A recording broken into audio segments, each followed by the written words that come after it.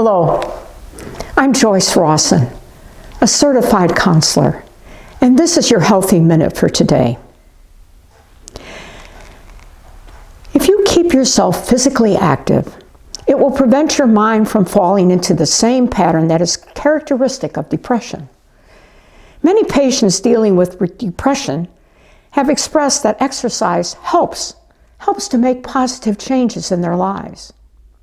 Exercise, such as going on walks, can help improve your state of emotional well-being.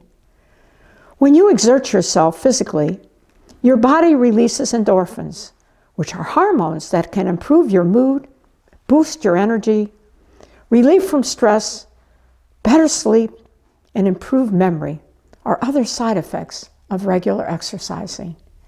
May God bless you today.